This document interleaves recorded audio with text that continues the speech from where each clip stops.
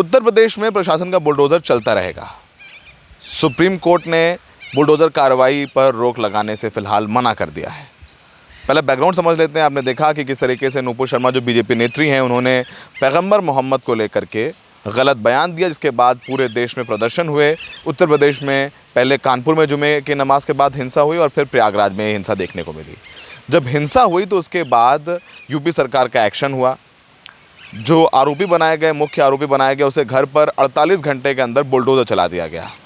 परिवार वाले चिल्लाते रहे, चीखते रहे और उसके बाद सवाल ये उठा कि अभी तो ये आरोपी बना है, उसका रोल है नहीं है वो कोर्ट तय करेगा। प्रशासन कैसे ये बुलडोज़र कार्रवाई कर सकता है? घर गिरा दिया जाता है। अगर आरोपी दोषी है तो उसके घर वाले तो नहीं है जो उस घर पे रहते हैं। और तब प्रशासन कहा था जब ये बिल्डिंग बन गई, तो इसको लेकर के सुप्रीम कोर्ट में जमायत उलेमा हिंद ने एक याचिका दायर की थी।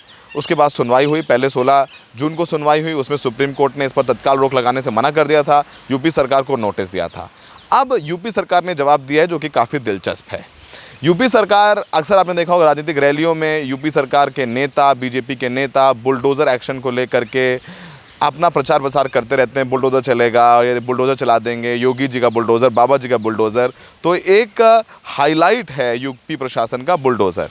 लेकिन कोर्ट में यूपी सरकार की तरफ से जो हलफनामा दायर किया गया है, उन्होंने कहा है कि ये दंगाइयों पर बुलडोज़र कार्रवाई नहीं की जा रही है, ये रूटीन प्रोसेस है।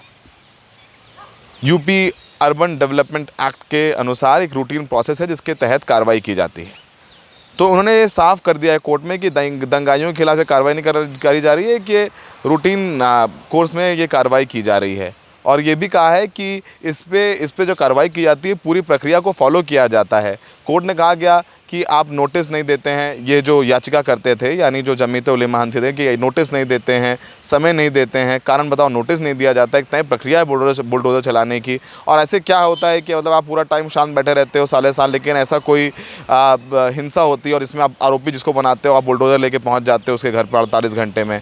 तो यूपी सरकार ने कहा कि नहीं, नोटिस दिया जाता है, कारण बताओ नोटिस दिया जाता है, जवाब दाखिल करने के लिए वक्त दिया जाता है। इस केस में भी दिया गया था।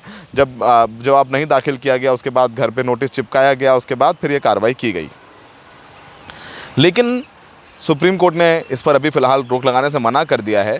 लेकिन यूपी सरकार का जो विधिक जो लीगल स्टैंड है वो ये है कि दंगाइयों पर कार्रवाई नहीं की जा रही बुलडोज़र से, कि रूटीन कार्रवाई है जो नियम कानून के मुताबिक की जाती है। अब लेकिन ये हो गया है कि जिस तरीके से ये मामला पूरा सुप्रीम कोर्ट में चला गया, तमाम पूर्व नौकरशाहों ने chief justice of India Ramana साहब को लेटर लिखा है। इससे ये हुआ है कि इलाहाबाद में एक जगह बुलडोज़र चला, सहारनपुर में 2 जगह चला, वरना शायद ये बुलडोज़र की कार्रवाई और जगह भी होती।